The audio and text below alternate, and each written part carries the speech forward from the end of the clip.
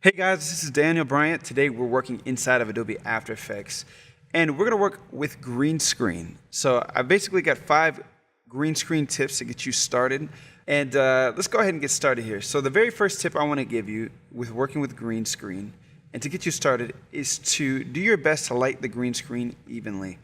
Now this is going to help when we start to key out the background, but basically what happens is when you set the green screen up and you're ready to key out portions of the green screen, it's going to select a very specific color. It's the color that you pick when you put your Keylight plug-in on your video clip. And what happens a lot of times is sometimes we'll get a really good key, let's say over here in this area, and then over here in this area it's just a little bit darker and it doesn't pick up all of the areas that you need to green screen. So then you have to do a whole lot of extra work in order to get it looking correctly. And we're going to see a little bit of this in just a minute when we take a look at Keylight and how it works with our video clip. So the very next tip I want to give you is light for your environment. So the beauty of green screen is that you can put your subject anywhere after you've keyed your background out. But the problem with green screen is if that subject doesn't match up with what you're laying it on top of, then you've kind of defeated the purpose of using the green screen. You might as well have gone and shot on location. So make sure that you light your environment the way that you want it to look once it's laid on top of your background element. So the third thing we want to talk about is just removing the junk before you start keying out your objects. Now everything here in this green screen is vital, but if you just pull down just a little bit, you can see we've actually hidden a couple of tracker markers that we've poorly misplaced here in our project. And so what we're going to have to do is either key them out, rotoscope them, and take a lot of time to do that, or kind of live with the results that we get. So what I did here is actually removed the junk and made it a lot easier for ourselves here with this video file. And another way that you can remove the junk is if you had a little bit more clear area. Now, in this video clip specifically, we kind of need the information that we have here. We need the green screen, and the rest of the information is vital to our green screening. So we're not able to remove as much as we would like, but the things we were able to remove, we went ahead and did remove with this video clip. So let's go ahead and get started with Keylight. Now, Keylight is a very special plugin. It's pretty easy to use, but it can be kind of confusing, especially if it's your first time using the plugin. So we're just going to drag the plugin on top of our video clip, and we're going to take a look at the 3 things we need to know in here. We need to know our source, and our source is just basically our untouched video footage, so you're going to see all of the green, our combined matte, and our final result. Now remember, this is for the novice, green screen, frontier, traveling, for the novice person who wants to know more about green screen. There are some more advanced techniques which we'll get into later tutorials, but this is just for, hey, I'm new to Keylight, I'm new to taking out green screen, how do I do it? Well, this is how you do this. So one of the easiest ways to kind of take out your green is to visually see it. So what we're going to do is we're going to select our final result, and we're going to select the color that we want to key out. So right here you have a color picker right under your final result, and you're just going to click on the color picker, and it gives you a little eyedrop tool. Now if you hold down the option key, you can actually visually see what it is that you're taking out. Now if you see, there's different portions of the green screen that we're going to select, and we're not going to get as strong of a key. So remember when we talked about removing the junk earlier?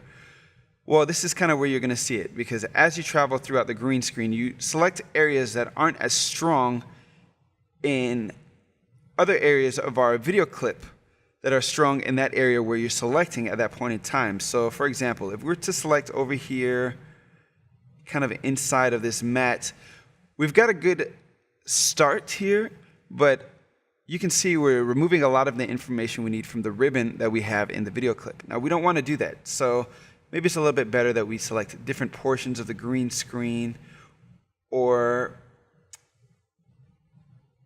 less problematic areas. Now we're getting a pretty good key here throughout all the areas, and it actually looks pretty good to the naked eye right now, but if you actually play the video clip, we're getting a little bit of noise and artifacting, and we don't want that. What the trickery to green screen is one, getting clean edges, and two, making sure that the subject fits in the environment. And we're not going to be able to do that if there's a lot of noise in our video clip. So one thing you want to make sure is when you're keying out your subject, you want to have your composition in its full rendering position. So you have this option here in your composition viewer window right here at the bottom of your screen to actually change the resolution. And this is to work for speed inside of After Effects. What you want to do is have it set to your full position and then go back and select your color picker and try to select a good area that will key out evenly and remove most of the green for you. So we're getting a pretty good key right here. And the next thing you want to do is actually refine the key. So you're going to go, you remember that option that we talked about earlier called Combine Matte? We're going to select that option in our drop-down menu in our Keylight plugin. And what that's going to do is it's going to show us our alpha matte. So if you're familiar with Photoshop, an alpha matte is going to show you the white areas, and the white areas of your alpha matte, or thinking specifically towards Photoshop, your layer mask, your white areas are going to reveal what you're going to keep, and your black areas are going to take away from what you're going to keep. So if you see here in these gray areas, we've got a little bit of a problem because the gray areas are actually going to be see-through. Now, that's great for this kind of ribbon effect that we have here, and we'll go back to our source to kind of review. That's great here for kind of this ribbon area, but places that we don't want to see that gray spill is right down here inside of the matte that's supposed to be clean and that we're supposed to be removing. So what we're going to do is we're going to twirl down this option here that says Screen Matte.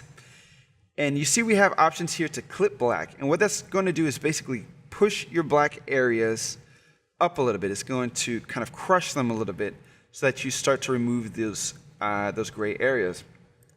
So we're just going to click on this option and kind of drag up until our black areas are clean. And we're going to do the same thing with our white areas. You don't want to push it over exaggerated. And actually pushing it too far is actually, it's not, you're not going to end up with good results. So what the trickery here is you kind of want to keep it somewhere in between. You don't want it to be too close together. You don't want your clip black to be too close to your clip white. But you also don't want to reveal your background. So you're going to have to push it just far enough so that the computer understands, okay, this is the green area that I want to remove. So you're always going to have this kind of little fight between the two properties that you're constantly going to be pushing and pulling back and forth to get the result. Now, we've got a pretty clean key here now. So let's go ahead and take a look at our final results. And as you can see, we're getting a little bit better result. Now, what I'm not liking is seeing this, it just doesn't look very good here for our green, or our ribbon portion. So we've got our basic key, and for the most part, that's going to get you through what you need to know when you're green screening. But for instances where you have transparency, you're going to want to dive just a little bit deeper. We're going to dive a little bit deeper here. We're not going to go too far. But basically, what we're doing here with our final results, and if at this point in time things are starting to get over your head, I would suggest just kind of sticking with what we've done here and playing around until you get to this next level. I always say the more that you kind of fold it over in your mind or kind of practice this technique, the more things are going to open up to you. So here in Keylight, that's pretty much all you need to know for the novice. You're going to play with your screen matte, and especially if you're a Photoshop user, you kind of understand these terms here. You've got a shrink and grow option, which is going to kind of pull back your edges just a little bit, kind of pixel by pixel. And you're going to need that sometimes, especially if you have like funky looking edges.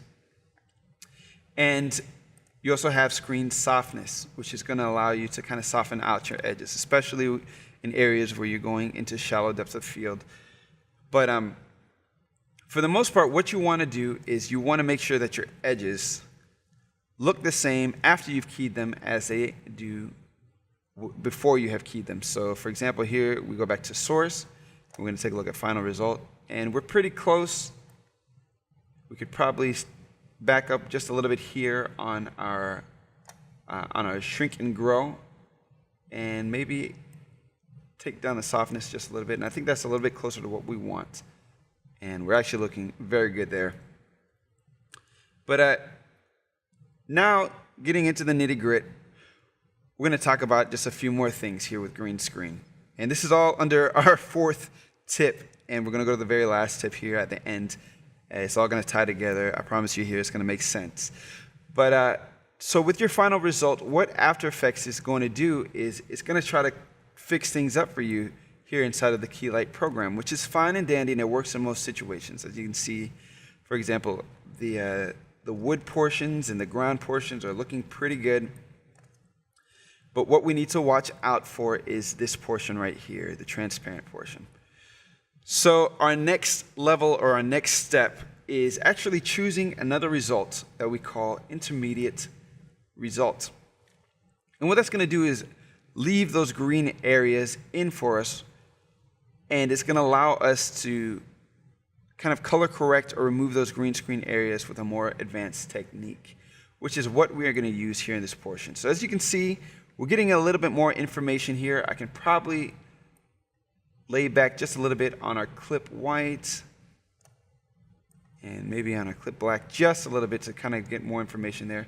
And I'm actually going to add a screen pre-blur, and what that's going to do is kind of blur the pixels before we start crushing the pixels here in our screen matte. So I'm going to add maybe a 1 pixel blur to kind of try to get back some of this information. And now we're looking a lot better with this key. And now what we're going to do is take matters into our own hands and use another plugin here in After Effects to try to remove this green. And it's a great plugin. It's actually called Advanced Spill Suppression, and we're just going to put that right underneath our Keylight layer. Now remember, in order to use this plugin, you're going to want to be on intermediate results, because what it's doing is basically giving you the control to remove the spill suppression. And right off the bat, it does pretty good. But if you want to get into more detail, you can go into Ultra and select different colors here. You can actually select the same color that you originally keyed, etc., etc. But we're just going to stick with standard for this. And this leads us into our last tip. In order to get your green screen looking correct, you're going to want to color correct your green screen to the environment that you're placing it in. Now, we've got a pretty good key here just with those two features. We've used Keylight, we've gone through kind of what it does, used intermediate results at the final to remove this transparency area, and used advanced spill suppression to help us remove the green screen. And as you can see, it's a pretty clean key here. Maybe we can go back here just a little bit and add just a little bit more information. But again, remembering not to go too far here with pushing things together. I think that actually looks pretty good. Maybe 2 pixel blur. And very last thing we'll do here is actually we'll add a key cleaner just to kind of soften things up. So key cleaner. But now, okay, so that really helps fix things up for us. So now what we want to do is add our green screen into its environment. So we've already actually created an environment for this to sit in. So I had some layers hiding. So now I've got my background and my atmosphere, a couple of cameras. We're going to try to place our subject in its environment. So give it just a second here. And now we're starting to look pretty good, but the only problem is that our green screen portion kind of looks out of place. So what we're going to have to do now is take matters into our own hands again, and for our last tip, we're going to color correct our green screen footage just a little bit. So the biggest problem we have here is our green screen is, one, lacking contrast, and is also a little bit overexposed. We're going to add a little bit of contrast in.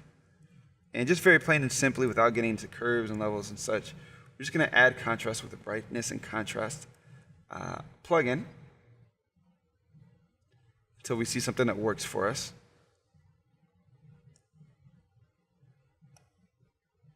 And we're getting a little bit better, but we're obviously having some exposure issues, so we're going to select exposure for our as another plugin and effect that we want to use, and we'll just decrease the exposure just a little bit so we can match it to our scene setting. Now that we've green screened, or we've composited our green screen and kind of taken out the information that we want to take out, now we can actually kind of decrease just a little bit, just so we can get things moving a little bit faster. And we're going to focus here on our color correction. So we're going to bypass linear light, take down our gamma, and bring our exposure down by a couple of stops. And now our green screen footage is starting to match the environment, not perfectly, but just a little bit more. What I would do from here is probably add another levels adjustment and try to get things looking right. Well, I hope this has helped out a lot. Now, I'm going to do kind of like a shameless plug. We actually worked on this video clip for a music video recently that we worked on for kelby1.com. And my buddy Adam Royman directed an awesome music video using this video clip, actually. And we kind of go through from start to finish the process of making a music video and compositing things out. And it's a great class. My friend did an awesome job directing it. So definitely go check it out on kelby1.com. But enough with the shameless plugging. I hope this has helped you out in tremendous ways and got you started in the right direction with green screen and compositing. Thanks, guys.